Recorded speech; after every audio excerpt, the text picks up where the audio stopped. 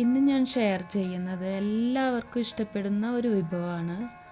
ഇറച്ചിയും പൂളയും, അല്ലെങ്കിൽ കപ്പ ബിരിയാണി, അല്ലെങ്കിൽ കപ്പ ഇറച്ചിയും എന്നൊക്കെ പറയില്ലേ, അതാണ്. അപ്പോൾ അത് ഉണ്ടാക്കുന്നതിന് വേണ്ടി ഞാനിവിടെ 1 കിലോ പൂളയാണ് എടുത്തിട്ടുള്ളത്. ഇതിൻ്റെ തൊലിയൊക്കെ കളഞ്ഞ് നന്നായി കഴുകി വൃത്തിയാക്കിയതിന് ശേഷം ഇതുപോലെ കൊത്തി അരിഞ്ഞെടുത്തിട്ടുണ്ട്. കുറച്ച് വലിയ പീസായിട്ട് കൊത്തി അരിഞ്ഞെടുക്കണം കേട്ടോ. പൂള റെഡിയാക്കുന്ന സമയത്ത് കുക്കറിൽ കുറച്ച് വെള്ളം തിളപ്പിക്കാൻ വെച്ചിട്ടുണ്ടായിരുന്നു. അതിലേക്കാണ് ഇപ്പോൾ ഈ പൂള ഇട്ട് കൊടുക്കുന്നത്. ആദ്യം ഈ പൂളയിൽ കുറച്ച് ഉപ്പും മഞ്ഞൾപ്പൊടിയും ഇട്ട് നമ്മളൊന്ന് തിളപ്പിക്കും. അതിനുശേഷം ആ വെള്ളം വാർത്ത് കളഞ്ഞിട്ടാണ് പിന്നെയാണ് നമ്മൾ പൂള ശരിക്കും വേവിക്കുന്നത്.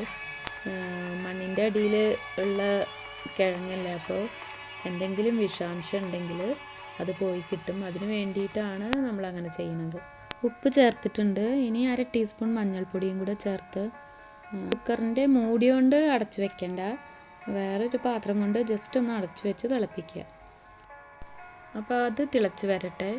ആ സമയത്ത് ഞാനിവിടെ 1 കിലോ ബീഫ് നുറുക്കിയിട്ട് കഴുകി വെള്ളം വാരാൻ വെച്ചിട്ടുണ്ട്. ഈ ഇറച്ചിയും പൂളയും വെക്കുമ്പോൾ കുറച്ചൊക്കെ നെയ്യുള്ള ബീഫാണ് നല്ലത്. അതുപോലെ തന്നെ ചെറിയ പീസ് എല്ലകളൊക്കെ ഉണ്ടെങ്കിൽ നന്നായിരിക്കും. അതിൻ്റെ സത്തൊക്കെ ഇറങ്ങി വന്ന് നല്ല ടേസ്റ്റ് ആയിരിക്കും. ഇപ്പോൾ പൂള തിളച്ച് വന്നപ്പോൾ ഞാൻ ഓഫാക്കിയിട്ടുണ്ട്. ഇനി നമുക്ക് ഇതൊരു അരിപ്പയിലേക്ക് മാറ്റാം. പൂള വെന്തിട്ടില്ല കേട്ടോ. തിളച്ച ഉടനെ തന്നെ ഇത് ഓഫാക്കിയിട്ടുണ്ട്. ഇനി ബീഫിൻ്റെ കൂടെ ഇട്ടാണ് നമ്മളിത് വേവിക്കുക. അപ്പോൾ അതവിടെ ഇരിക്കട്ടെ. ആ നേരത്ത് നമുക്കിനി ബീഫിലേക്കുള്ളത് നോക്കാം. ഞാനിവിടെ വലിയൊരു പീസ് ഇഞ്ചിയും 1 ഫുൾ വെളുത്തുള്ളിയും 2 പച്ചമുളകും എടുത്തിട്ടുണ്ട്. കപ്പ കഴിക്കുമ്പോൾ ചിലർക്ക് വയറിന് എന്തെങ്കിലും അസ്വസ്ഥത ഉണ്ടാവുകയാണെങ്കിൽ ഈ ഇഞ്ചിയും വെളുത്തുള്ളിയൊക്കെ കൂടുതലായി ചേർക്കുമ്പോൾ അത് മാറിക്കിട്ടും. പിന്നെ 1/2 ടീസ്പൂൺ കുരുമുളക്, 1/2 ടീസ്പൂൺ വലിയ ജീരകം, ഒരു 10-12 ചെറിയ ഉള്ളി. ഇതെല്ലാം കൂടെ നമുക്കൊന്ന് ക്രഷ് ചെയ്തെടുക്കണം. അതിനെ മിക്സിയുടെ ജാറിലേക്ക് മാറ്റാം. ഇഞ്ചി ഇതുപോലെ ഇട്ട് കഴിഞ്ഞ് ശരിക്ക് നമുക്ക് ക്രഷ് ചെയ്ത് കിട്ടില്ല, അത് അവിടെ പീസായി കിടക്കും.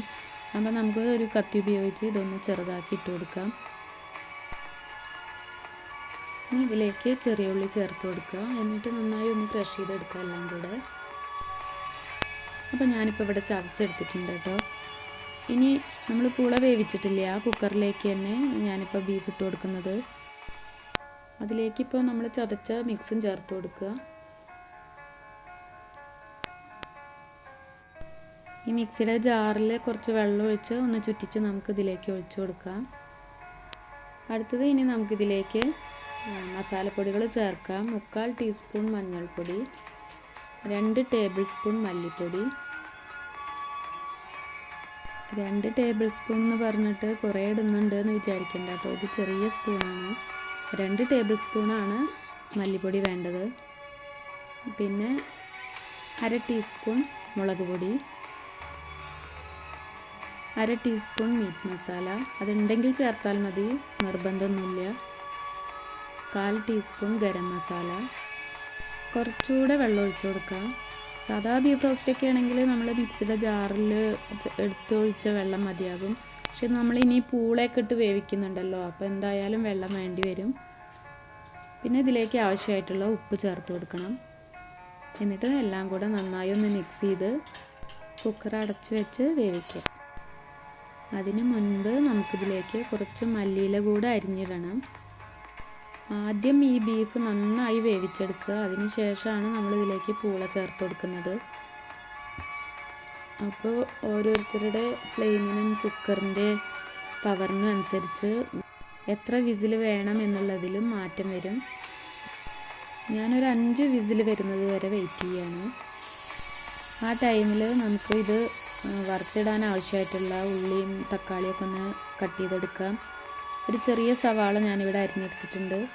പിന്നെ ഒരു വലിയ തക്കാളിയാണ് എൻ്റെ അടുത്തുള്ളത്, അതുകൊണ്ട് ഇതിൻ്റെ പകുതി മതി. ചെറിയ തക്കാളിയൊക്കെ ആണെങ്കിൽ 1 ഫുൾ എടുക്കുക. ഞാൻ ഈ വലിയ തക്കാളി ആയതുകൊണ്ട് പകുതിയേ എടുക്കുന്നുള്ളൂ. അപ്പോൾ ഞാനിത് രണ്ടും ചോപ്പ് ചെയ്തെടുത്തിട്ടുണ്ട്. ഇനി ഇതിലേക്ക് കുറച്ച് കറിവേപ്പില കൂടി കഴുകി നമുക്ക് ഇട്ട് വയ്ക്കാം. ഇതെല്ലാം കൂടെ ഒന്നിച്ചിട്ടാണ് നമ്മൾ വഴറ്റുന്നത് കേട്ടോ. 5 വിസിലിന് ശേഷം ഞാൻ കുക്കർ ഓഫ് ആക്കിയിട്ടുണ്ടായിരുന്നു. എയറൊക്കെ പോയി. നമുക്ക് തുറന്ന് നോക്കാം.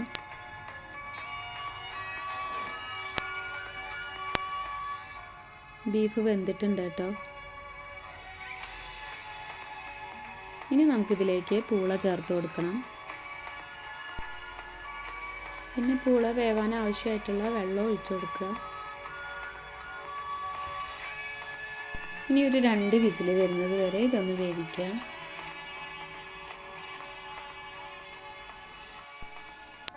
അങ്ങനെ കുക്കറിൽ പ്രഷറൊക്കെ പോയതിന് ശേഷം ഇപ്പോൾ തുറന്നിട്ടുണ്ട്. ഇത് നന്നായി വെന്തിട്ടുണ്ട് കേട്ടോ. ഇനി നമുക്കിതിലേക്ക് ഉള്ളി വറുത്തൊഴിക്കണം. അതിനൊരു പാൻ ചൂടാക്കിയിട്ട് 2-3 ടേബിൾ സ്പൂൺ വെളിച്ചെണ്ണ ചൂടാക്കുക. ഇതിലേക്ക് ആദ്യം നമുക്ക് കുറച്ച് ഉലുവ ചേർത്ത് കൊടുക്കാം. ഒരു 10-15 എണ്ണം മതി. ഇനി 15 എണ്ണം എണ്ണ ഇടാൻ നിൽക്കണ്ട, കുറച്ചൊരു 1/4 ടീസ്പൂണിന് താഴെ. അത് പൊട്ടി വരുമ്പോൾ നമുക്കതിലേക്ക് നമ്മൾ അരിഞ്ഞു വെച്ചിട്ടുള്ള സവാള, തക്കാളി, കറിവേപ്പില ഇട്ടൊന്ന് വഴറ്റാം. ഇത് നന്നായി വഴറ്റേണ്ട കാര്യമില്ല കേട്ടോ. എന്ന് വെച്ചാൽ ബ്രൗൺ നിറത്തിൽ വഴറ്റണ്ടാന്ന്, ഒന്ന് സോഫ്റ്റായി കിട്ടിയാൽ മതി. ഇതിൻ്റെ കൂടെ ഇടയ്ക്കൊക്കെ ഇങ്ങനെ സവാള കടിക്കുന്നത് നല്ലൊരു ടേസ്റ്റാണ് കേട്ടോ. അപ്പോൾ നമ്മുടെ ബീഫും പൂളയും ഇപ്പോൾ പാനിലേക്ക് മാറ്റിയിട്ടുണ്ട്. ഇനി കുക്കറിലേക്ക് കുറച്ച് വെള്ളം ഒഴിച്ച് അതിൽ മസാലയൊക്കെ ഒന്ന് കഴുകി പാനിലേക്ക് ഒഴിച്ചു കൊടുക്കാം. ഇനി ഹൈ ഫ്ലെയിമിൽ ഒന്ന് നന്നായി ഒന്ന് മിക്സാക്കി എടുക്കട്ടെ. അപ്പോൾ ഇത്രയേ ഉള്ളൂ നമ്മുടെ കപ്പ ബിരിയാണി പറയുന്ന സംഭവം. സ്റ്റവ് ഓഫാക്കി നമുക്കിത് വാങ്ങി വയ്ക്കാം.